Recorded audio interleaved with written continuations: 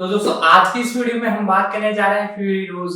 एक तरह से मैड मैक्स 2 के बाद अब ये एक नया सीक्वेंस आपको देखने को मिला है। जी हाँ दोस्तों, आप एक तरह से मैड मैक्स की यूनिवर्स में ये आप तीसरी फिल्म मान सकते हैं जो कि आपको 2024 में देखने को मिलेगी। तो दोस्तों आज की इस वीडियो में हम इसी मूवी के बारे में बात करने जा रहे हैं। इसकी सारी अपडेट आपको बताएंगे, साथ ही साथ इसकी रिलीजिंग डेट, टीजर ट्रेलर से रिलेटेड इंफॉर्मेशन, साथ ही साथ दोस्तों इसका पोस्ट प्रोडक्शन एक तरह से पूरा हो चुका है। साथ ही साथ रिलीजिंग के लिए भी ये तैयार है। साथ ही साथ और भी कई अपडेट है, सारी कुछ जानकारी आपको देगी। साथ ही साथ पिछली जो मूवी उनके प्री प्रोडक्शन, कास्टिंग, रिलीजिंग, इस मूवी के कास्टिंग, रिलीजिंग और साथ ही साथ पोस्ट प्रोडक्शन के बारे में जानेंगे। साथ ही साथ फैक्ट, अपडेट, डिटेल यानी टोटल मिलाकर सेकंड पार्ट के एक्सप्लेनेशन भी हम आपको बताने वाले हैं। तो आप हमारे इस ऑफिशियल यूट्यूब चैनल पर नए हो तो चैनल को सब्सक्राइब कर लीजिए, बेल आइकन दबाकर इसे आपको सेट कर ले ताकि हमारी जितनी भी अपकमिंग वीडियोस हैं उन सभी का नोटिफिकेशन आप तक पहुंच सके। साथ ही साथ इस वीडियो को अपने दोस्तों तक भी शेयर करें ताकि वो भी इसे देख सके और एक प्यारा सा एक तरह से कमेंट बॉक्स में लिख दे जिस भी सीरीज या मूवी पर आपको अगली वीडियो चाहिए, हम उस पर जल्दी वीडियो लाने की कोशिश करेंगे। तो दोस्तों इसके बारे में अब जानना चालू करते हैं बेसिक डिटेल्स से। तो दोस्तों चलिए वीडियो शुरू करते हैं। वीडियो शुरू करने से पहले मैं आपसे यही कहूँगा, यदि आपने अब तक हमारा यूट्यूब चैनल सब्सक्राइब नहीं किया, सब्सक्राइब कर लें, बेल आइकन दबा दें। मैड मैक्स की एक नई फिल्म आई है जिसका नाम है फ्यूरियोसा। फ्यूरियोसा एक आगामी ऑस्ट्रेलियन पोस्ट एपोकेलिक एडवेंचर फिल्म है जिसका निर्देशन जॉर्ज मिलर ने किया है, जिसकी पटकथा उन्होंने निथो लाथोरिस के साथ लिखी है। ये मैड मैक्स फ्यूरी रोड 2015 के स्पिन ऑफ और प्रीक्वल दोनों के साथ साथ मैड मैक्स फ्रेंचाइजी की 5वीं समझ के रूप में कार्य करता है। इसका ऑन्या टेलर जॉय के रूप में मुख्य किरदार इम्पेटर फ्यूरियोसा ने भूमिका निभाई है, जिसमें Chris Hemsworth, Tom Brook, North Johnson, Amber Jameson और कॉर्डन पेल्स की सहायक भूमिका के रूप में है। मार्च 2022 में यह बताया गया था कि मिलर टेलर जॉय के साथ फिल्म की मुख्य भूमिका के लिए कास्टिंग ऑडिशन आयोजित कर रहे हैं। अक्टूबर में फिल्म के विकास की घोषणा की गई थी। विकास बोले तो प्रोडक्शन दोस्तों। प्रोडक्शन की घोषणा होने के बाद जिसमें टेलर जॉय ने शीर्षक भूमिका निभाने के लिए पुष्टि की और हैमर्सबर्ग में जॉन अब्दुल मितिन द्वितीय ने सह कलाकार के रूप में नियुक्त किया गया था। एक शेड्यूल संघर्ष के कारण अब्दुल मतीन द्वितीय नवंबर में परियोजना से बाहर हो गए, जिनकी जगह लेने के लिए बर्ड को कास्ट किया गया था। फ्यूरी रोड से कई क्रू सदस्य फिल्म के लिए लौटे, जिसमें पटकथा, लेखक लैथोरिक, फिल्म संपादक जिसे बोलते हैं प्रोड्यूसर मार्गरेट सिक्वर्स, कॉस्ट्यूम डिजाइनर जेनी बीवन और म्यूजिशियन जिसे संगीतकार भी बोलते हैं जंकिन एक्सिकल शामिल थे। मुख्य फोटोग्राफी जून से अक्टूबर, जो फोटोग्राफी बोलते हैं तो दोस्तों इसे प्रोडक्शन बोलते हैं या फिर आप बोल सकते हैं इसे सिनेमेटोग्राफी। तो ये जून से अक्टूबर के 2022 तक ऑस्ट्रेलिया में हुई फ्यूरियोसा को वार्नर ब्रदर पिक्चर द्वारा 24 मई 2024 को संयुक्त राज्य अमेरिका में नाट्य रूप से रिलीज किया जाना निर्धारित है, जो कि आज के दिन रिलीज़ हो रही है। जैसे ही दुनिया का पतन होता है, इसमें कहानी यह है कि जैसे ही दुनिया का पतन होता है, युवा फ्लोरिसा कई माताओं के हरी स्थान से छीन लिया जाता है और वर्ल्ड डिमेस्टर्स के नेतृत्व में बाइकर गिरोह के हाथों में सौंप दिया जाता है, जबकि दो शानाशाह गढ़ पर प्रमुख के लिए युद्ध करते हैं। फ्यूरियोसा कई परीक्षणों से बच जाती है क्योंकि बंजर भूमि के माध्यम से घर वापस जाने का रास्ता बनाती है। इसकी कॉस्टिंग की बात बता दें तो आपको इम्पेटर फ्यूरियोसा के रूप में ऑन्या टेलर जॉय, इम्पोर्टेंट जो के रूप में क्रिस हेम्सवर्थ, टिमेसर के रूप में टॉम बर्ग, रितो सेंटेरिक्स के रूप में जॉन नोथन, ऑर्गेनिक मैकेनिक के रूप में एम सैमर, कॉर्डन बेस के रूप में, वॉर बॉय के रूप में डेलियन बेवर, लाची हुमले के रूप में।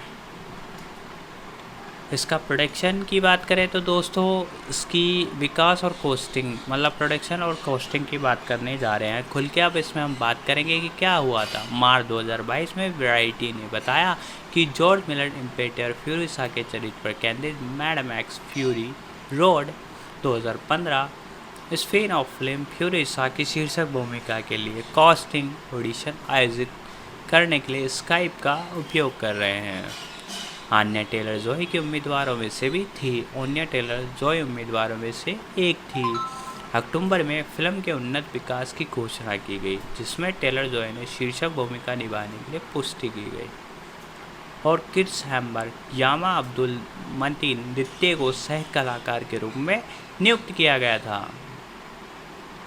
फिल्म संपादक सहित मल्टीपल फ्यूरी रोड क्रू सदस्यों के फिल्म में लौटने की घोषणा की गई थी। मार्गरेट हैम स्लैक्स, production designer Colin Gibson, sound mixer Ben ओमसे और मेकअप डिजाइनर लेट्सी बैंडोल। फरवरी 2021 में संगीतकार जमी एक्सेल, जिन्होंने फ्यूरी रोड बनाया था, ने ये पुष्टि की कि फ्यूरिसा में के लिए वे वापसी करेंगे। जेनिन बीबर पोशाक डिज़ाइनर का भी काम कर में वापस लौटेगी। मतलब जो ड्रेस डिज़ाइनर थी ना, वो जेनी बीवन थी और उन्होंने लौटने का वादा किया। मिलर ने film last night in Soho की शुरुआत में कट में उनके प्रदर्शन को देखने के बाद भूमिका के लिए टेलर जॉय को चुना। उनके ऑडिशन के लिए उन्होंने सिडेल न्यूमेट के नेटवर्क मैड एज हेल मोनोगोल को सौंपा। उनकी भागीदारी के लिए उन्हें $1.8 बिलियन का भुगतान किया गया। शेड्यूल विवाद के कारण अब्दुल मतीन द्वितीय नवंबर में टॉम बर्ग के साथ इस परियोजना में बाहर हो गए। उनकी जगह लेने के लिए कोर्स किया गया था। जनवरी 2022 में यह बताया कि साइमन ड्यूगन सिनेमेटोग्राफर के रूप में काम करेंगे। तो दोस्तों, इसमें साइमन ड्यूगन ने सिनेमेटोग्राफी के रूप में वर्क किया है। यही इन्होंने पूरी वीडियो शूट की है। जून 2022 में ये बताया कि नाथन जोन्स और एम्स सैम्पन फ्यूरी रोड से अपनी भूमिकाओं को फिर से निभाने के लिए तैयार थे। अगस्त में उन्होंने गॉर्डन बेल, जिन्होंने स्कूल में अपने दुर्व्यवहार के बारे में एक वीडियो वायरल होने के बाद मिलर की थी 3000 ईयर्स ऑफ लॉगिंग पर काम किया था, जो फ्यूरियोसा में एक छोटी सी भूमिका में दिखाई देने के लिए घोषणा की गई थी। फिल्म को $175 मिलियन के प्रोत्साहन से सम्मानित किया गया। इसका दोस्तों प्रोडक्शन जो चार्ज है इसका जो बजट है 175 मिलियन है दोस्तों, और ऑस्ट्रेलिया में कुल $233 मिलियन अमेरिकी डॉलर मिलियन खर्च किए गए। और इसमें से 233 मिलियन तो अमेरिकी डॉलर तो ऑस्ट्रेलिया में ही खर्च किए गए, जो कि किसी देश में फिल्म निर्माण के लिए सबसे अधिक है। दोस्तों, इस पर इतना पैसा लगा है कि पूरी अमेरिका डॉलर, मतलब ऑस्ट्रेलिया में कुल 233 मिलियन खर्च किए गए अब तक फिल्म में, पर ये तो उन सबके बजट से सबसे अधिक थी।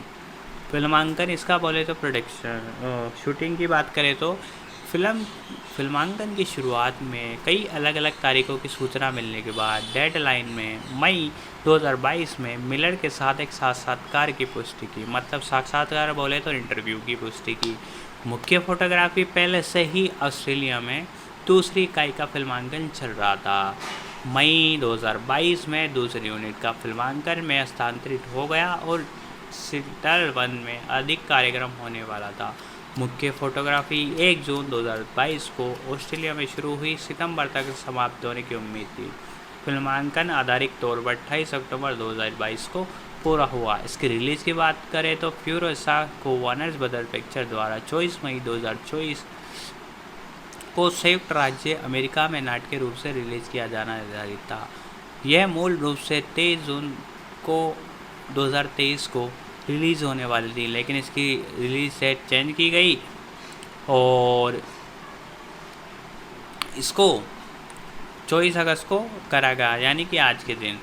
इसके अब बात कर लेते हैं इसके डायरेक्टर हैं जॉर्ज मिलर, जिन्होंने मूवी राइटर भी जॉर्ज मिलर है, और इसके सहायक हैं निको लेथोरिस।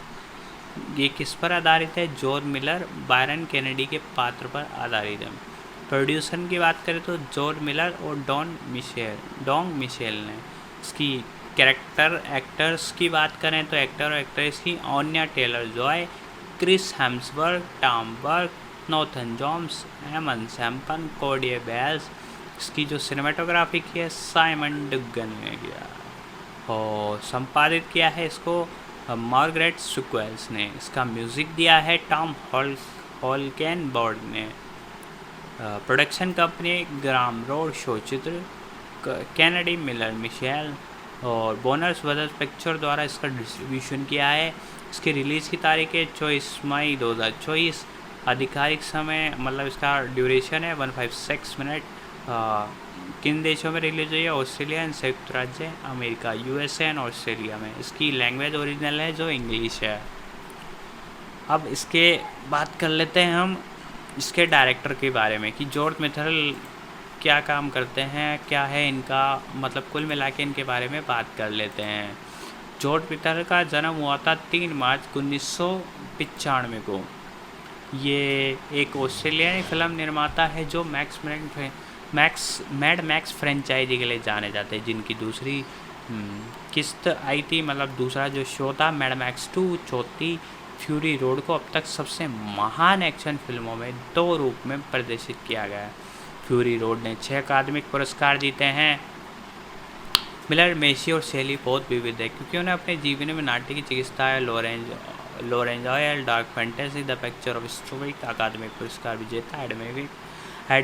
Animated film the happy feet का निर्देशन भी किया है, जो पारंपरिक अनुकूल फंतासिक साहसिक वेव निर्माण का कार्य सिक्वल्स बेविंग इन द सिटी का भी इन्होंने निर्देशन किया है।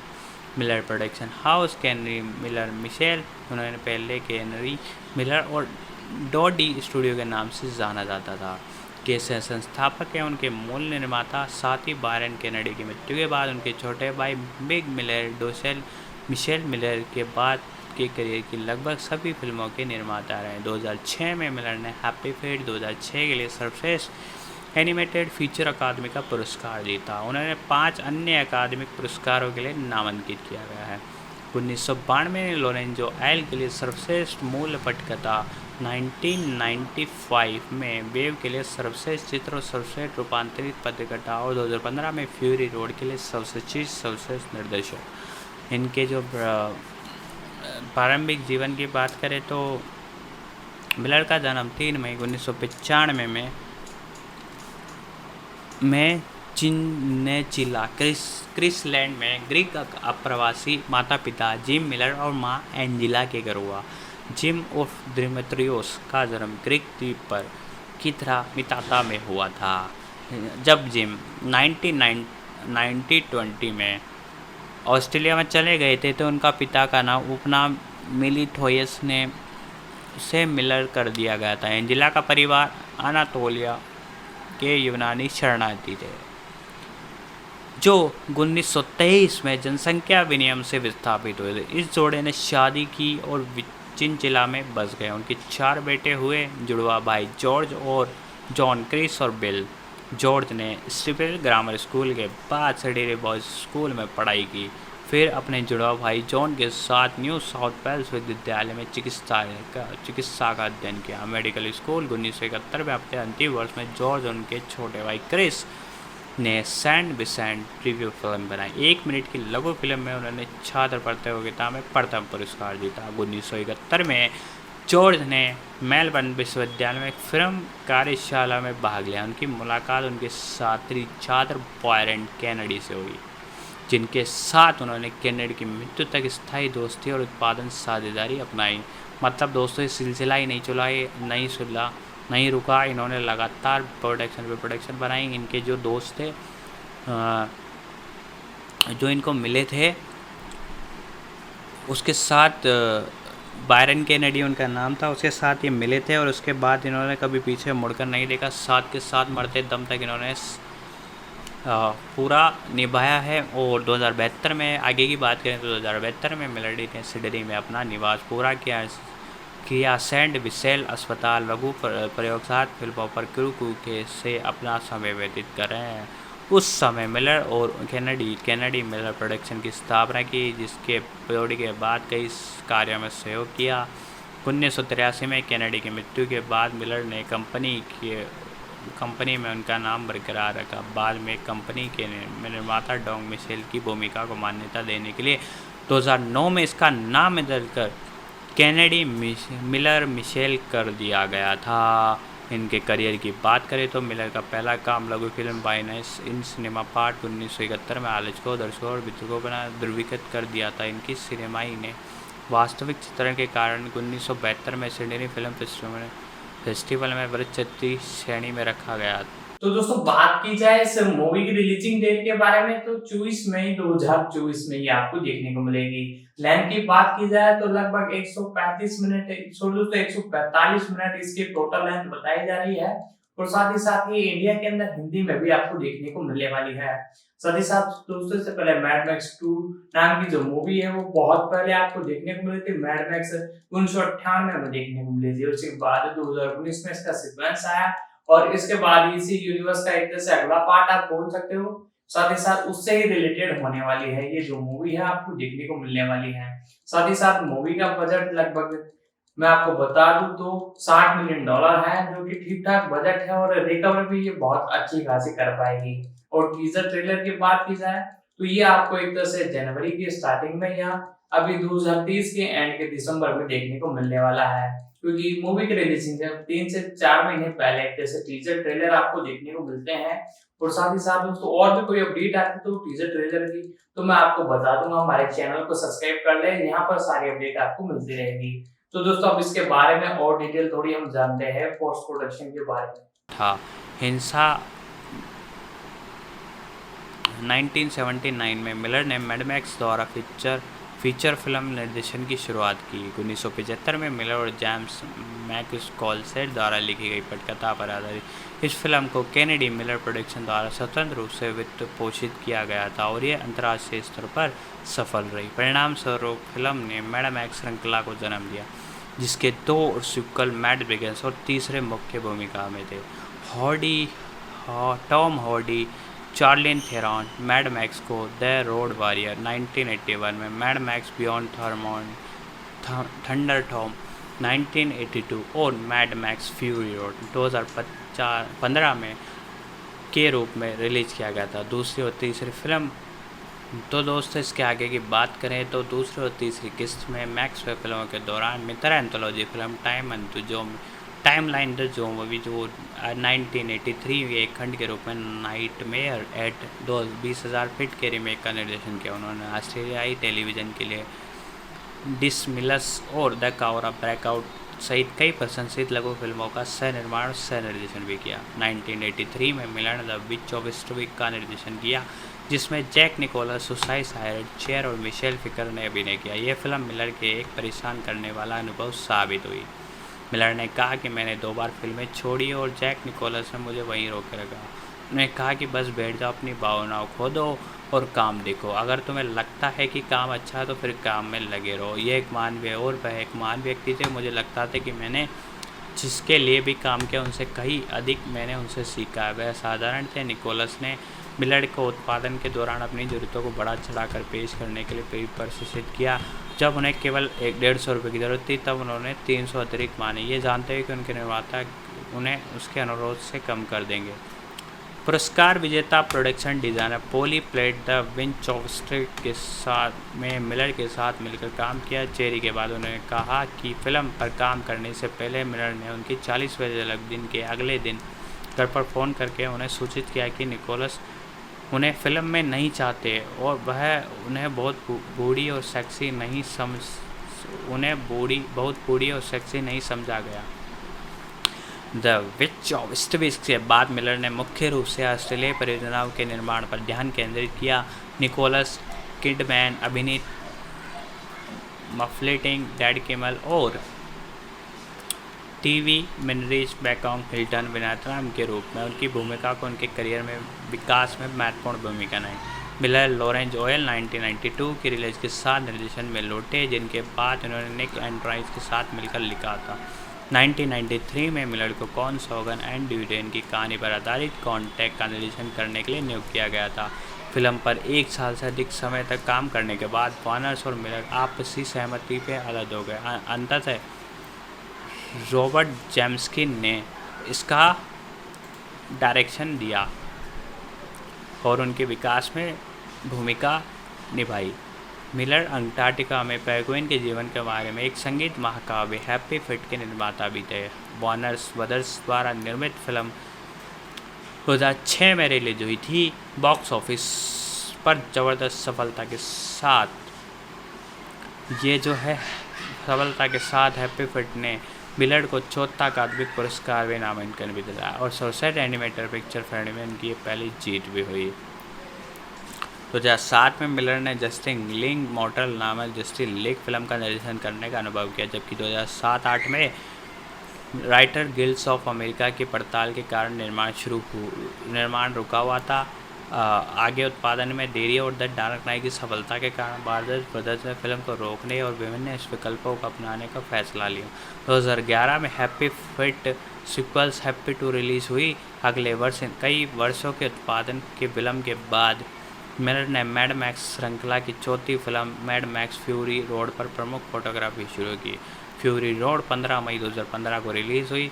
फिल्म को व्यापक आलोचनात्मक प्रशंसा मिली और सर्वश्रेष्ठ चित्र सहित 10 अकादमिक पुरस्कार नामांकन प्राप्त हुई, जबकि मिलर को सर्वश्रेष्ठ निर्देशक के लिए अकादमिक पुरस्कार के लिए नामांकित किया गया था। अक्टूबर 2018 में ये घोषणा की गई कि मिलर 3000 ईयर्स ऑफ लर्निंग का निर्देशन भी करेंगे, जिसका फिल्मांकन जो है नवंबर 2020 में शुरू हुआ। फिल्म का प्रीमियर मई 2022 तक कॉन्स फिल्म फेस्टिवल में हुआ।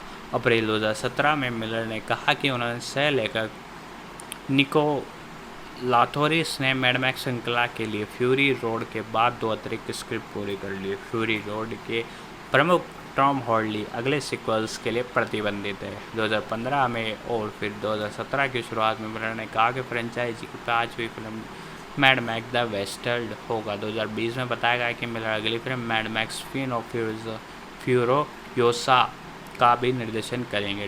डोडी स्टूडियो डिजिटल एनिमेशन स्टूडियो था, जिसकी स्थापना 2007 के मध्य कैनेडी मिलर मिशेल और ओनी मिंटेल मीडिया के बीच साझेदारी के रूप में हुई थी।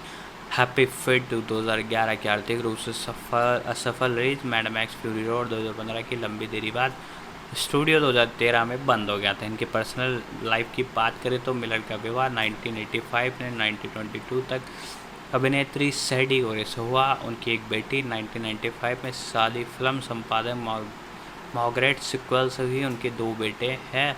शुरुआत में दोनों की मुलाकात फर्टलिंग निर्माण के दौरान हुई थी और सिक्वेंस ने तब कुछ क्षमता में थ्रिलर सभी निर्देशकों के प्रयासों पर काम किया। मिलर ऑस्ट्रेलिया फिल्म संस्थान और BIFF बिस्टन इंटरनेशनल फिल्म फेस्टिवल के संरक्षक और सिटी फिल्म फेस्टिवल के सह संरक्षक के।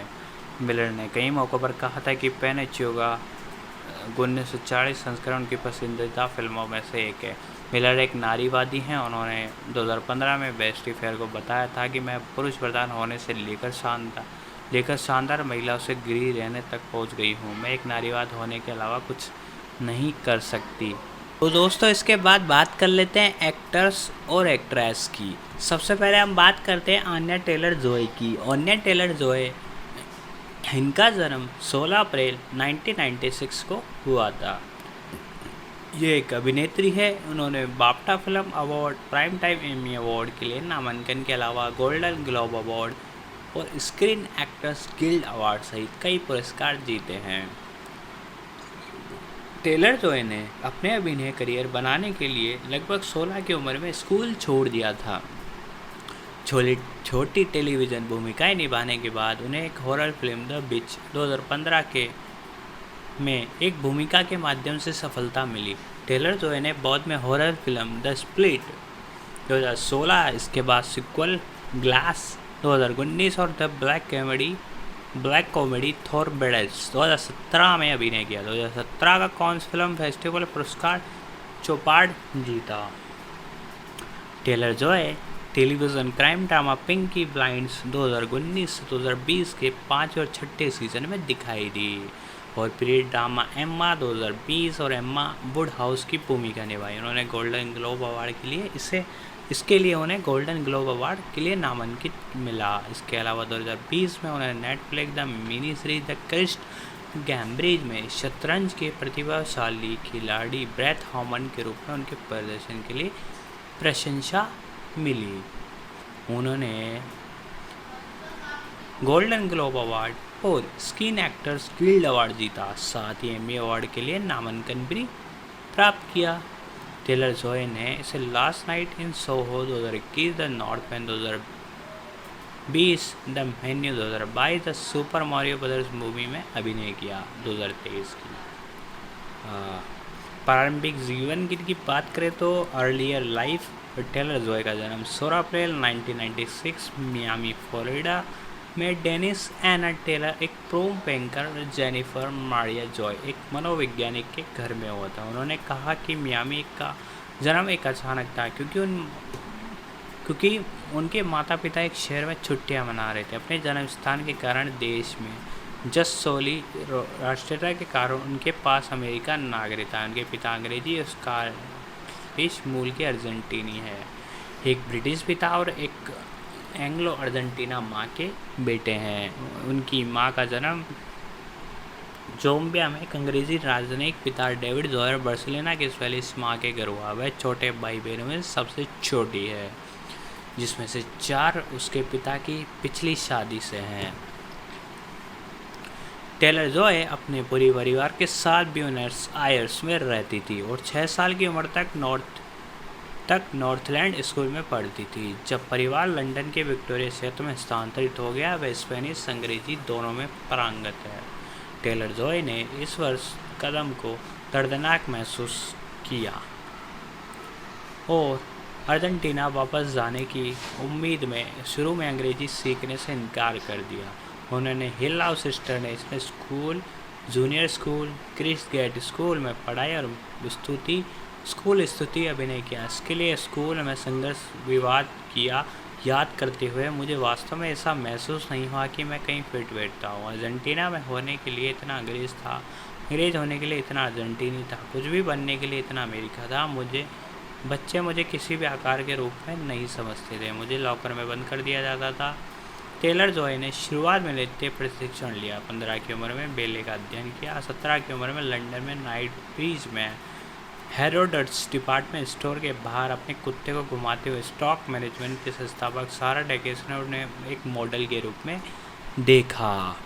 उन्होंने एजेंसी के साथ इस शर्त पर अनुबंध किया कि उनका अभिनय उनका पहला जुनून और लक्ष्य बना रहेगा। टेलीविजन से किनारा डाउन बेटे ब्रेक के प्रचार के लिए मॉडलिंग शूट के दौरान, जिससे उन्होंने लगभग अस्वीकार कर दिया था क्योंकि वह अपनी GSI परीक्षाओं के लिए अध्ययन कर रही थी। टेलर जॉय पर डाउनमेंट एबे के अभिनेता एचल नीची की नज़र पड़ी। क्रू के लिए काम करते समय और आगामी स्क्रीन टेस्ट के लिए सैमसे हैनी की कविता डिगिंग का पाठ करते समय। बाद में उन्होंने एजेंट से मिलवाया, जिसके साथ उन्होंने एक अभिनेत्री का अनुबंध किया।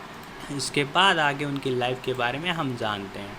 प्रारंभिक कार्य सफलता 2013 से 19 की कहानी। टेलर जॉय 2014 में फैंटेसी कॉमेडी हॉरर वैम्पायर अकादमी में पृष्ठभूमि फीडर गर्ल के रूप में पहले अभिनय भूमिका की अंतिम कट से हटा दिया गया था। उनकी भूमिका बिना श्रेय दिए छोड़ दिया गया था। उन्होंने जासूसी ड्रामा सीरीज एडवेंचर के लिए एक एपिसोड फिलिपा कॉलिंस डेविल्सन के रूप में टेलीविज़न पर अपनी शुरुआत की थी। इसके बाद 2015 में फंतासी साहसिक ड्रामा अटलांटिस में मल्टी एपिसोड आर्क में काम किया। उसी वर्ष उन्होंने द विच में अभिनय किया, जो रॉबर्ट एंगल्स द्वारा निर्देशित एक पीरियड हॉरर फिल्म थी जो प्यूरिटिक परिवार की कहानी बताती है जो अपने न्यू इंग्लैंड में पूरे जंगलों में बुरी ताकतों का सामना करता है। खेत आलोचकों की प्रशंसा में इसका प्रीमियर 2015 को सनडांस फिल्म फेस्टिवल में दिखाया गया। यह भूमिका उनकी सफलता थी। The new yorker Anthony talent ने टेलर जॉय की भूमिका को उल्लेखनीय बताया। उनकी जोड़ी आंखों वाली मासूमियत चालाकी के धागे से जुड़ी हुई थी, जो उनकी त्वरित बुद्धि का एक सबूत है। एक चतुर और जिज्ञासु लड़की, शायद ये असामान्य हो या किसी गिरे हुए उद्देश्य से। उन्हें निर्णायक अभिनेता गोथम डिपेंडेंट फिल्म पुरस्कार सर्वश्रेष्ठ महिला नवागंतुक के लिए एम्पायर पुरस्कार जीता। अगले वर्ष टेलर जॉय ने ल्यूक स्कॉट की science fiction horror film Morgan में शीर्षक जो मेन लीड है उसका रोल निभाया। इसमें नकारात्मक समीक्षाएं मिली और ये व्यावसायिक रूप से असफल रही, लेकिन बूथ मिशिगन ने जॉन सेवा के लिए लिखा, टेलर जॉय ने हमें इसे प्रदर्शन से निहत्था कर दिया, जो एक छोटी लड़की की मासूम मृत आंखों वाली दृश्यता के बीच उत्सुकता से लड़खड़ाता है। उन्होंने अगली ड्रामा फिल्म बेरी में अभिनय किया, जो 1981 में कोलंबिया विश्वविद्यालय में अपने पहले वर्ष के दौरान युवा बराक ओबामा पर केंद्रित थी। इसका प्रीमियम 2016 में टोरंटो इंटरनेशनल फिल्म फेस्टिवल में हुआ। उसी वर्ष टेलर जॉय की समांथा को स्कूल डगली लेजेंड की 10वीं वर्षगांठ में के पुस्तक कवर पर वाल्किन केरी के चरित्र का प्रतिनिधित्व करने के लिए स्ट्रॉम मैनेजमेंट से लाइसेंस दिया गया था। बाद में श्रृंखला में 7वीं, 8वीं, 9वीं और 14वीं पुस्तक के कवर पर इससे पहले GTA गीत, रेड क्लिप्स और स्क्रीन प्ले रिमिक्स के संगीत वीडियो को दिखाया गया। 2016 में उन्होंने एम लाइट शामिल की स्पीड में जेम्स मैकॉय के साथ कास्ट किया था, जहां उन्होंने केसी कुक नाम के किशोर लड़के की भूमिका निभाई थी, जिसका कई व्यक्तित्व वाले एक व्यक्ति मैकाओ द्वारा अपहरण कर लिया गया था। वह व्यावसायिक रूप से सफल रही और 9 मिलियन बजट के साथ 258 मिलियन की कमाई की गई, जो कि उस वर्ष उनकी अगली फिल्म कोरी फिल ने निर्देशन में बनी पहली फिल्म थॉरवेट्स थी। इसकी उनकी अंतिम फिल्म में ओलिविया कुक और एंडोली येल्चिस सह कलाकार थे। टेलर जॉय ने यह हाई स्कूल छात्रा लिली की भूमिका निभाई, जो एक ड्रग डीलर के साथ रिबन के माध्यम से अपने सौतेले पिता को मारने की योजना बनाती है। इसका प्रीमियम 2017 में सैंडांस फिल्म में फेस्टिवल में आयोजित हुआ। इंडिवियर के डेविड एलिच ने उनके प्रदर्शन को मनमोहक कहा। 2017 में उनकी तीसरी रिलीज जर्जियो सी चॉन्सैक हॉरर मिस्ट्री मेरोबॉक थी। द वर्ष की ताशा रॉबिन्सन ने लिखा कि मेजर टेलर जॉय के संगत चित्र में एक शर्मीली आकर्षक गर्मजोशी लेकर आए हैं। टेलर जॉय को बाफ्टा राइजिंग स्टार अवार्ड के लिए नामांकित किया गया और उस वर्ष कॉन्स फिल्म फेस्टिवल में ट्रॉची चोपेट से सम्मानित किया था। दिसंबर 2017 में उन्होंने BBC one period drama mini series में पेट्रोनिक ऑटमैन की भूमिका निभाई। द मिनिएस्टोन जो बटन है इसी नाम के उपन्यास पर आधारित है। टेलर जॉय ने 2019 में मनोवैज्ञानिक सुपर हीरो फिल्म ग्लास में देसी कुकी के रूप में अपनी भूमिका दोहराई, जो अनब्रेकेबल फिल्म की अगली कड़ी थी, अंतिम फिल्म थी, जिसमें मैकॉय, सैमुअल एल जैक्सन, सारा पॉल्सन के साथ अभिनय किया था। यह एक व्यावसायिक सफलता थी जिसने दुनिया भर में 247 मिलियन की कमाई की। उस वर्ष के बाद में वह दिवंगत सह कलाकार एंटोनी येल्विच के जीवन और करियर प्रवृत्ति चित्र फिल्म लव अंतोषा में दिखाई दी और होजियर के संगीत वीडियो में उनके गीत डिनर एंड ट्रिब्यूट्स के लिए। उनकी अगली 2 फिल्में 2019 में animated musical adventure film Playmobil the movie और जीवनी पर आधारित ड्रामा फिल्म रेडियो एक्टिव व्यवसायिक रूप से असफल रही। उन्होंने नेटफ्लिक्स एनिमेटेड फिल्म फंतासी द श्रृंखला the Dark Crystal Age of Resistance में ब्रे के चरित्र को भी आवाज़ दी। 2019 में उनकी अंतिम भूमिका उन्होंने BBC one period crime drama series पिंकी ब्लड जीना की भूमिका निभाई। इनकी जो पब्लिसिटी है वो कैसे बढ़ी 2020 से वर्तमान में, वो आपको मैं बताता हूँ। 2020 में टेलर जॉय ने ऑडम डी वॉल्ट्स में निर्देशन बनी पहली फिल्म एम्मा वुडहाउस में के रूप में अभिनय किया, जो सी नाम से जन सॉन्टन के 1815 के उपन्यास का रूपांतरण था। फिल्म की समीक्षा करते हुए रोलिंग स्टार पीटर टेलसन ने टेलर जॉय को शाही माना। द गार्जियन के आलोचक मार्क कॉमेट ने टेलर जॉय के सारे रूप से कांटेदार चरित्र बनाया गया, उनके कुछ स्क्रीन प्रवृत्तियों की तुलना में कम पसंद किया जाता है और उसके लिए भी बेहतर रूप से वर्णित किया गया था। उनके प्रदर्शन को इसके लिए उन्हें गोल्डन ग्लोब अवार्ड पुरस्कार से नामांकित मिला। टेलर जॉय ने चरित्र किया कि इलियामा राजपूत एक मैजिक, एक पूर्वी रूसी जादूगरनी super hero film the music थे। इस मूल रूप में अप्रैल 2018 में रिलीज करने का इरादा था, लेकिन इसमें कई देरी हुई तो 2020 में रिलीज़ किया गया था। टेलर जॉय ने नेटफ्लिक्स मिनी सीरीज द क्रिंसी ग्रोमबैथ हॉमर्स के साथ अभिनय किया था, जो एक अनाथ शतरंज प्रतिभा है जो नशीली दवाओं और शराब पर निर्भरता से संघर्ष करते हुए शतरंज की दुनिया को शीर्ष पर पहुंच गई थी। श्रृंखला और उनके प्रदर्शन को व्यापक आलोचनात्मक प्रशंसा मिली। नेटफ्लिक्स ने घोषणा की कि रिलीज से पहले 28 दिनों में 62 मिलियन घरों में देखा। यह अब तक की सबसे बड़ी स्क्रिप्टेड वेब सीरीज बन गई थी। Animated weekly talent venture Joy के प्रदर्शन को बेहतर कर सका और नोट किया कि वह कैसे शान छोड़ में उत्कृष्ट प्रदर्शन करती है। साथ वह एक प्रतिद्वंदी को हराती जो उसकी पलके से उड़ जाती है और वह जय की खेल उसके खिलाफ हो गया है जाता है और उसे पूरा शरीर क्रोधित हताशा को प्रदर्शित करता है। इसी तरह वैरायटी की कैरोलिन फेरमैक ने उन्हें इतना चुंबकीय हुआ है कि वह कैमरे के लेंस को देखती कि उनकी तेज चमक सीधे लेंस से पार जाती है। टेलर जॉय के चित्रण ने उन्हें 100 से nominated golden globe award, mini series या टेलीविजन फिल्म और मिनी सीरीज टेलीविजन एक महिला अभिनेता के द्वारा उत्कृष्ट प्रदर्शन के लिए स्क्रीन एक्टर्स ग्लोबल अवार्ड जीता। इसके लिए नामांकित किया। सीमित का संकलन मूवी में उत्कृष्ट प्रमुख अभिनेत्री प्राइम टाइम एमी पुरस्कार 2020 में अगली फिल्म drama frame the here on the young man में दिखाई दी, जो इयॉन मैकेन द्वारा निर्देशित रोब टॉयल इसी नाम से उपन्यास पर आधारित थी। 2021 में उन्होंने एंटोर राइटर की मनोवैज्ञानिक horror film last night in Soho में अभिनय किया। फिल्म में स्ट्रीट जर्नल की में जो माइलस्टोन में उनके चित्रण के उद्देश्य की चमत्कार भावना पर प्रकाश डाला, उन्हें टाइम पत्रिका में शामिल किया गया था। अगली सूची उसी वर्ष 2020 में टेलर जॉय ऐतिहासिक महाकाव्य द नॉर्थमैन अलेक्जेंडर और स्कॉट में विपरीत एक अभिनीत भूमिका के लिए द विच निर्देशक रॉब टाइमर से फिर से जुड़े। हमलेट की पुरानी स्कैंडिनेविया की किंवदंती पर आधारित फिल्म 2 सदी के अंत में आइसलैंड के स्थापित द वाइकिंग बदला कथा के रूप में वर्णित किया गया था। से सकारात्मक आलोचनात्मक स्वागत मिला। इसके बाद टेलर जॉय डेविड और रेसल कॉमेडी एम्स्टर्डम में दिखाई जो एक आलोचनात्मक व्यावसायिक विफलता के रूप में उभरी। तो दोस्तों इस मूवी का जो डिस्ट्रीब्यूशन है वो संभाला है बर्नर्स ब्रदर्स पिक्चर ने। साथ ही साथ दोस्तों ये आपको इंडिया में तो जैसा कि देखने को मिलेगी, बर्नर्स ब्रदर्स पिक्चर्स इसे डिस्ट्रीब्यूट करेगा और हिंदी के अंदर डब देखने को मिलेगी। साथ ही साथ दोस्तों इसी के साथ आगे बढ़ने से पहले मैं आपसे ये कहना चाहता हूँ, यदि आप हमारे चैनल पर नए हो तो चैनल को सब्सक्राइब कर लीजिए, बेल आइकन दबा कर चैनल पर सेट कर लें ताकि हमारी जितनी भी वीडियोज हैं उन सभी का नोटिफिकेशन आप तक पहुंच सके।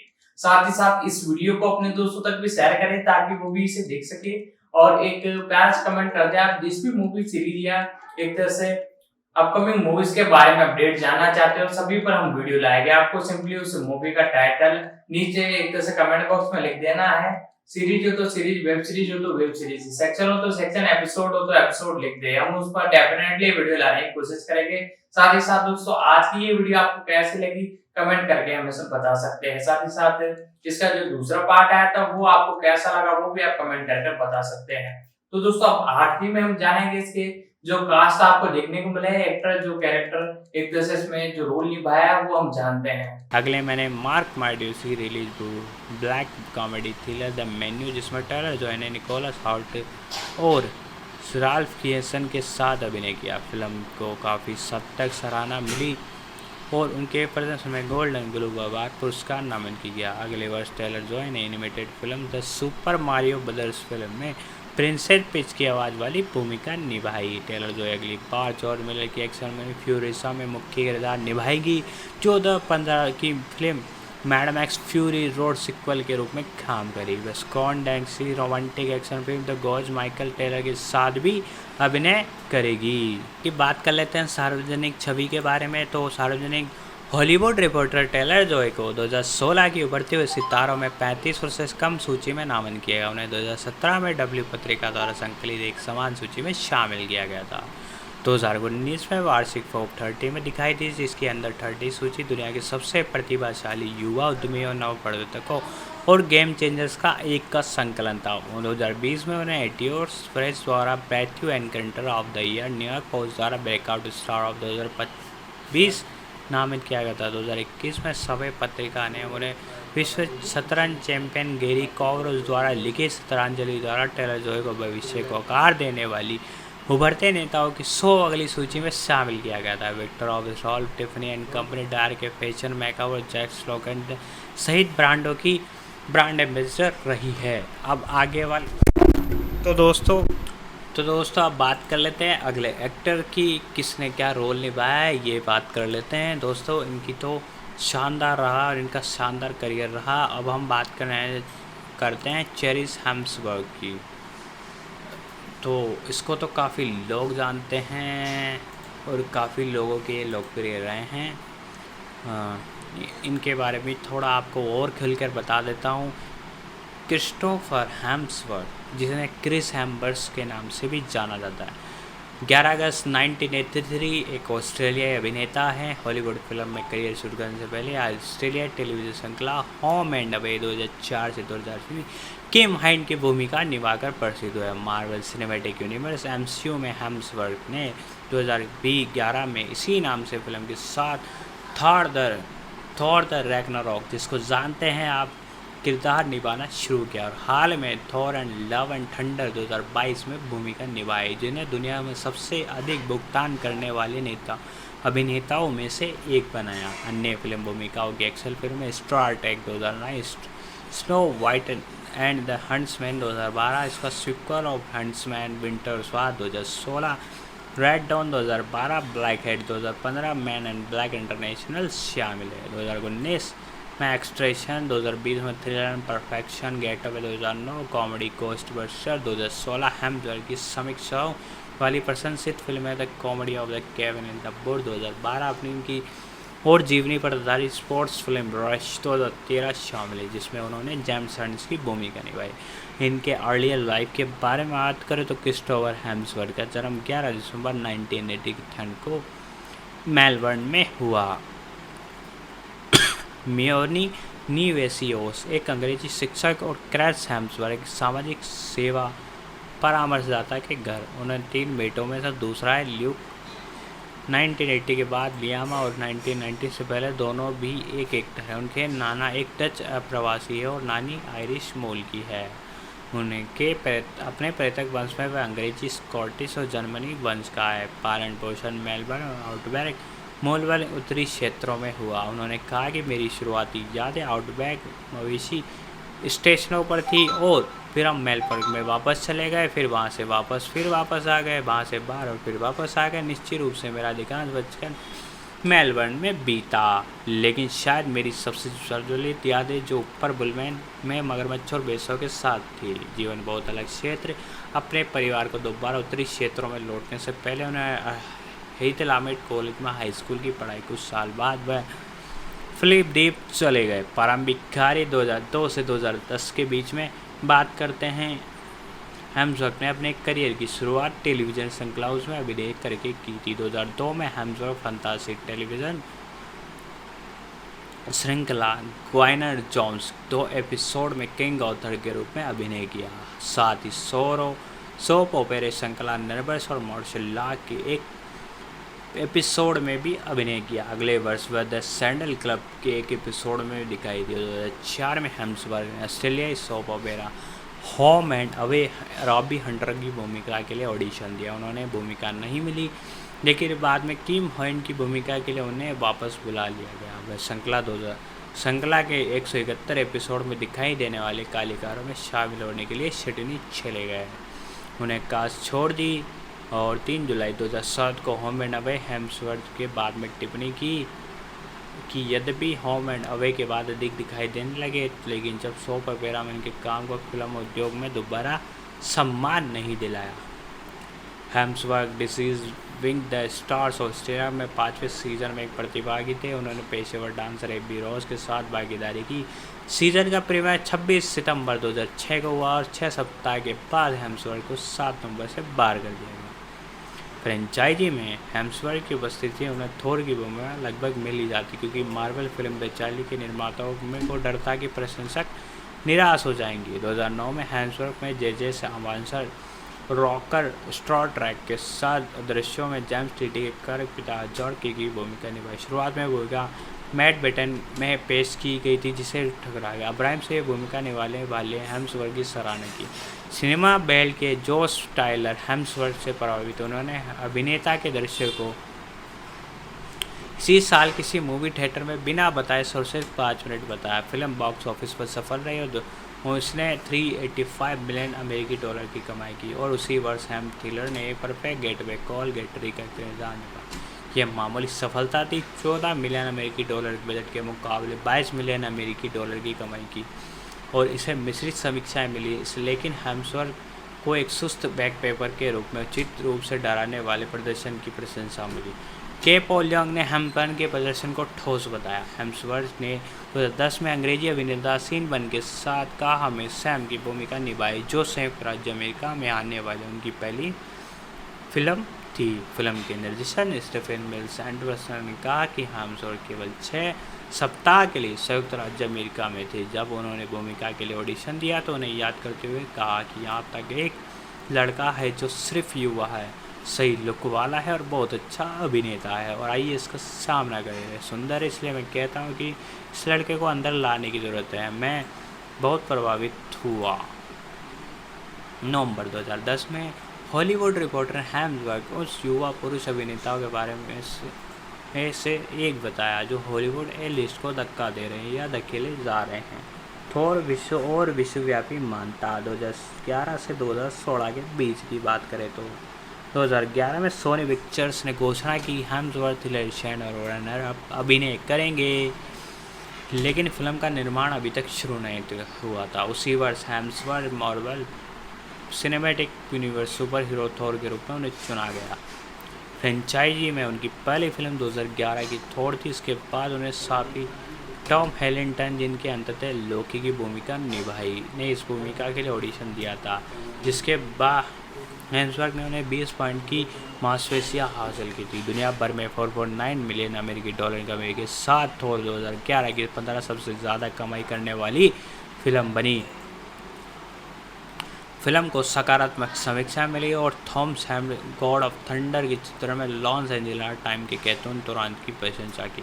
हेम्सवर्थ ने अगले वर्ष फिल्म द वेजन 2012 के लिए 6 सुपर हीरो में से एक की भूमिका निभाई। Robert Downey Junior, Tony Stark, Iron Man, किंग स्वाइग, Steve George, Captain America, Mark Ruffalo के साथ पून बैनर, हल्क, स्कॉटलैंड जॉनसन की नताशा, रॉमबैक, ब्लैक विंडो, जेमिनेटर क्लिंटन, हॉक की तत्तकबाई लोकी की पृथ्वी से रक्षा के लिए भेजा गया था।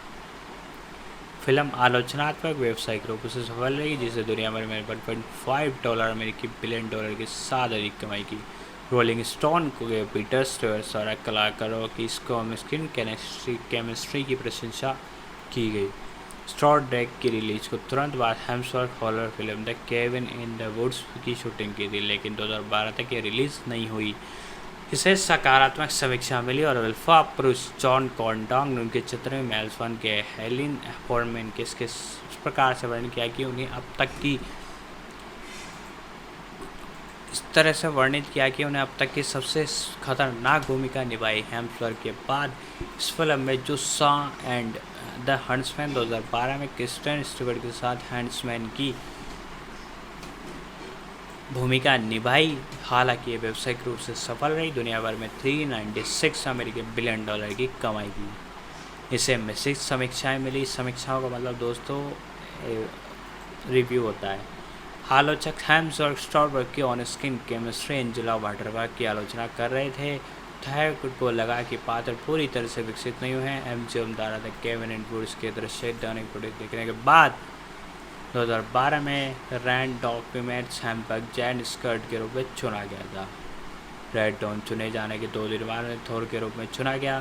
फिल्म बॉक्स ऑफिस पर पटाखा साबित हुई, जिसे 56 अमेरिकी मिलियन डॉलर बजट के साथ के मुकाबले केसन 50 मिलियन अमेरिकी डॉलर की कमाई की। इसे नकारात्मक समीक्षाएं मिली। 2013 में हेम्सवर्थ रॉन डाउन की sport drama film 1976 formula world championship jam hunts की भूमिका निभाई। फिल्म की समीक्षाओं द्वारा स्वागत बॉक्स ऑफिस पर सफल रही। 38 अमेरिकी बजट डॉलर के मुकाबले 98 अमेरिकी डॉलर की कमाई की। द गॉर्जन बैनरी हम्स प्रदर्शन की प्रभावित उन्हें कुछ निपुणता के साथ किरदार निभाने के लिए पेश की गई। थॉर द डार्क वर्ल्ड 2013 में थॉर की अगली कड़ी के लिए थॉर की भूमिका निभाई। हालांकि दुनिया भर में 664 अमेरिकी बजट डॉलर कमाई के साथ ही व्यवसायिक रूप से सफल रही। यह फिल्म एक समीक्षा aggregator website Rotten Tomatoes 66 average rating मिली और हेम्सवर्थ डेल्सन के बीच का व्यक्ति आलोचकों द्वारा प्रशंसा की। गॉर्जन ब्रांड चाइल्ड ने लिखा था हिल्डेस और हेम्सवर्थ व्यवसायी सामूहिक कारनामे के लिए धन्यवाद। Thor the dark world franchise killer से बहुत दूर है। दोस्तों अब बात करते हैं इनकी व्यावसायिक सफलता के बारे में। 2015 से अब तक की बात करें तो 2016 में Hemsworth the Huntsman mister war Jessica के रूप में द एरिक हंट्समैन की भूमिका दोहराई, जिसमें उन्हें प्रेमिका की भूमिका निभाई। एंडी वियर ने इसके लिए लिखते हुए कहा कि ओलिवियर लिटलटन ने हेम्सवर्थ चेसिस्टन के बीच ऑन स्क्रीन केमिस्ट्री की आलोचना करते हुए कहा कि वे दोनों उन उच्चारणों के खिलाफ कठिन संघर्षण कर रहे हैं जिसके साथ वे स्पष्ट रूप से सहज नहीं हैं, शून्य केमिस्ट्री प्रदर्शित कर रहे हैं, स्पष्ट रूप से अलग अलग फिल्मों में दिखाई दे रहे हैं। फिल्म ने अपने पूर्व अंतिम की तुलना में कमज़ोर प्रदर्शन किया और केवल $165 अमेरिकी डॉलर की कमाई की। हेम्सवर्थ के बाद भी वुड गॉस्वर्थ फिल्म के कलाकारों में शामिल हुए और उन्होंने केवल रिसेप्शनिस्ट की भूमिका निभाई। फिल्म ने समीक्षा और व्यावसायिक रूप से निराश किया, लेकिन मेट्रो कैलोरी पुल्स द्वारा हेम्सवर्थ की सबसे मज़ेदार प्रस्तुति के लिए प्रशंसा की गई और सबसे पसंदीदा मूवी अभिनेता किड्स चॉइस अवार्ड्स जीता। हेम्सवर्थ ने 3 नवंबर 2017 को अमेरिका में रिलीज हुई थॉर रैग्नारोक में थोर में अपनी भूमिका निभाई। अफ्रीका में 2018 और 2019 में तीसरी और चौथी एवेंजर्स फिल्मों में Avenger infinity, Avengers end game में भी तीनों फिल्में आलोचनात्मक और व्यावसायिक रूप से सफल रही। रोजर एबर्टकॉम के मैट रोलर जेट्स हेम्सवर्थ के लिए अभिनय की तुलना कैरी क्रॉन से करते हुए कहा कि हेम्सवर्थ का करिश्मा थोर रैग्नारोक में जब भी अलग होने का खतरा होता है एक साथ रखता है। हेम्सवर्थ 10 चॉइस अवार्ड्स जीते, चॉइस अवार्ड्स फॉर मूवी अभिनेता। एवेंजर्स एंड गेम अपनी समीक्षा में द वॉल स्ट्रीट एंजर्स और मार्क्सवेल एमयूवी इन्फिनिटी शॉन फ्लान ने हेम्सवर्थ की प्रशंसा करते हैं। बैग्स के थोर की कुछ फटी पुरानी सामग्री और अभिनेताओं की सीमित नाटकीय रहती के बावजूद आकर्षक स्वीकार किया। इनका उत्साही शाही अभिनेता बनना था, जबकि थोर चिंताजनक आकर्षक ढंग से फिर भी वह वीरतापूर्ण बियर बेल्ट प्रेत में बदल गया, जो जेफ लॉपिक्स के लिए प्रेरित हो सकता। 2017 में जेम्स रीजनलैंड में डिज्नी कैंडललाइट प्रोफेशन के अतिथि कथावाचक थे। 2019 में हेम्सवर्थ में man in black series finish off में भी अभिनय किया। इनका शीर्षक मैन इन ब्लैक इंटरनेशनल था। फिल्म में दुनिया भर में $253 अमेरिकी मिलियन की कमाई की। इसे आलोचकों द्वारा आमतौर पर प्रतिकूल समीक्षा मिली, जिसे कमजोर एक्शन और बुल्ले लौकिक कथानायक की आलोचना की। हालांकि हेम्सवर्थ सह कलाकार टर्नर हेम्सवर्थ के बीच केमिस्ट्री की प्रशंसा की गई। अगले वर्ष उन्होंने Netflix action thriller film extraction में अभिनय किया, जिसमें उन्होंने रूसी भाइयों के साथ फिर से जोड़ा गया था, जिन्होंने निर्माता के रूप में काम किया। रिलीज के शुरुआती महीने में 90 मिलियन घरों में देखे जाने वाली नेटफ्लिक्स की बर्ड बॉक्स पहले ही व्यूअरशिप का रिकॉर्ड तोड़ दिया। 2020 में हेम्सवर्थ ने चौथी film Thor love and thunder की भूमिका ने फिल्मांकन फरवरी में 2021 में शुरू हुआ और इसे जून 2022 को रिलीज़ किया गया।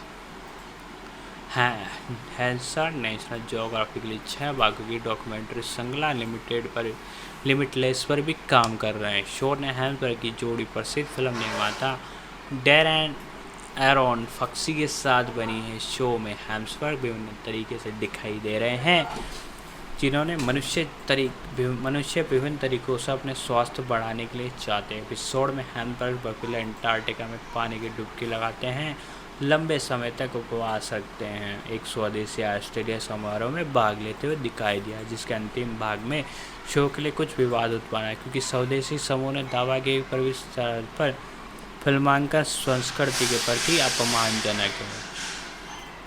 इनकी आगामी जो है परियोजना है वो बता दें। आगामी जेम्स हेर्बर्ट को रिट्यूड की स्टार ट्रैक फिल्म की चौथी फिल्म में जॉर्ज के साथ अपनी भूमिका फिर से निभाना था, लेकिन अनुबंध वार्ता विफल होने के बाद उन्होंने अगस्त 2018 में परियोजना छोड़ दी। जेम्स हेर्बर्ट ने कहा कि उन्हें स्क्रिप्ट कमज़ोर लगी। 13 अक्टूबर 2020 को एक घोषणा की कि James Hemsworth max and max Fury road spin off fury सा में अभिनय करेंगे। एक्सट्रैक्शन 2 में टॉयलर के रूप में वापसी करेंगे। ऐसी फिल्म ने $20 मिलियन कमाए। 27 अप्रैल 2023 को ये घोषणा की थी। Hemsworth transformation prequel film transformer 1 में एक भूमिका प्राइड अवार्ड्स देंगे। उन्होंने पहली एनिमेटेड फीचर फिल्म थी ये। सार्वजनिक छवि के बारे में तो MCU फ्रेंचाइजी थोर के रूप में प्रदर्शित होने के बाद हेम्सवर्थ की काया ने प्रशंसकों का प्रशंसकों का ध्यान आकर्षित किया। उनकी व्यायाम दिनचर्या मीडिया पर नियमित रूप से चर्चा की गई, जिन्होंने the Times of India, man health, मैक्सेवी, एंटरडोनाइट, मेट्रो शामिल थे। उन्होंने फिटनेस ऐप सरेंडर पाया, जो भुगतान करने वाले ग्राहकों की घोषणा, पोषण, कल्याण, व्यायाम दिनचर्या तक पहुंच प्रदान करता है। पीपल पत्रिका द्वारा सैनमेक्स मैन लाइव नामित किया।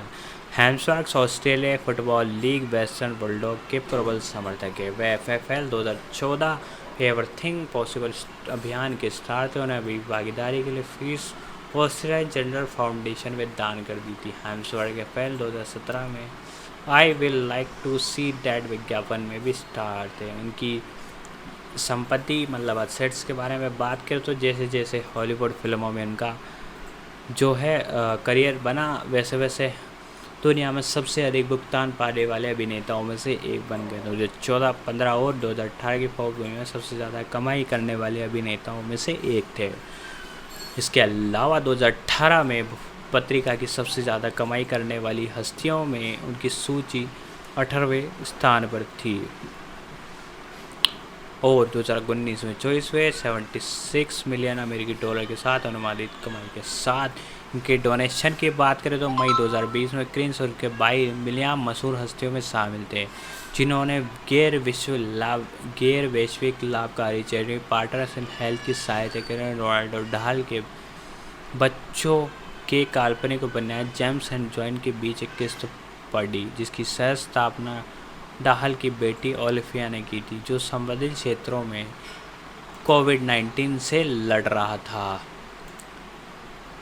इनके पर्सनल लाइफ के बारे में आते अफसरी प्रतिनिधियों के मुलाकात के बाद हेम्सवर्क ने 2010 की शुरुआत के बाद स्पेनिश मॉडल अभिनेत्री एल्सा पटाका के साथ डेटिंग शुरू की। दोस्तों, मैं यही आपसे कहना चाहूँगा, यदि आपने अब तक हमारे यूट्यूब चैनल को सब्सक्राइब किया, सब्सक्राइब कर दें, बेल आइकन दबा दें और जितना ज़्यादा हो सके लोगों तक शेयर करें ताकि वो भी इस वीडियो का मज़ा ले सके। आगे कंटिन्यू करते हैं। दंपति की एक बेटी है, इंडिया रोज, जिसका जन्म मई 2012 में हुआ। जुड़वा बेटे शाना ट्रिसन, जिनका मार्च 2014 में, 2015 में परिवार चला गया लॉस एंजलिस, बायरन बे, न्यू साउथ वेल्स में अपनी भूमिका ऑस्ट्रेलिया तक। हैम्बर्ग्स के बच्चे थोलिसन सोरे तहत ब्राजीलिया ज्यून जित्सु प्रशिक्षक करते हैं। वे नियमित रूप से उन्हें राष्ट्रीय टूर्नामेंट प्रतीक्षा करने के लिए ले जाते हैं। हैम्बर्ग्स 2011 में Kings birthday honours order of Australia का एक सदस्य नियुक्त किया गया था। अपनी नेशनल ज्योग्राफी डॉक्यूमेंट्री लिमिटेड 2022 में 5वें एपिसोड में हैम्बर्ग्स ने खुलासा किया कि उनका नाना अल्जाइमर रोग से पीड़ित है। ये सब पता चला कि हैम्बर्ग को खुद को एपियोन जीन की 2 प्रतियां विरासत में मिले। उनकी मां, उनके पिता अंततः सामान्य आबादी की तुलना में अल्जाइमर रोग विकसित होने की संभावना 10 गुना अधिक हो जाती है। सबसे पहले इनकी फिल्म थी 2009 स्टार ट्रेक जॉर्ज किक, इनके भूमिका निभाई थी उद्यम पलायन गॉडकरिटे। इसके बाद अभी तक ये ट्रांसफॉर्मर है इनकी 2024 में और ऑप्टिम प्राइम की है भूमिका निभाएंगी।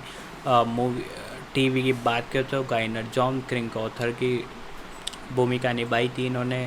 वीडियो गेम थोर आया था 2005 से लेकर 2023 तक, इन्हें बहुत सारे अवार्ड मिल चुके, जिसमें Logie, digital times, British academy people choice award, एनिमेटिव movie teen choice, people choice, kids choice, एनिमेटिव भी वापस 2013 में टीन चॉइस 2014, 15, 16 बेचंदे भूमि नाटक पीपल चॉइस अवार्ड्स, मतलब kids choice award, kids choice people award 2021, 22, 23, 18, 19, 17, 16, मतलब लगातार मिलता आ रहा है और ख़तरनाक है ये लोग। तो दोस्तों, आज की इस वीडियो में हमने इस मूवी के बारे में जाना जो कि 2024 में अपकमिंग मूवी है और आप सब इसका बेसब्री से इंतजार कर रहे होंगे और कोई टीजर ट्रेलर अभी तक आया नहीं, उसकी भी अपडेट बहुत जल्द मैं लेकर आने वाला हूँ। एक छोटी सी शॉर्ट वीडियो हमारे चैनल पर अपलोड करूंगा, उस पर आप जाकर देख सकते हो। तो आज की इस वीडियो में हमने इसे एक तरह से मूवी के बारे में जाना और एक प्यारा सा कमेंट बॉक्स में लिख दे। दोस्तों, आज की वीडियो में इतना ही, मिलते हैं अगले वीडियो में।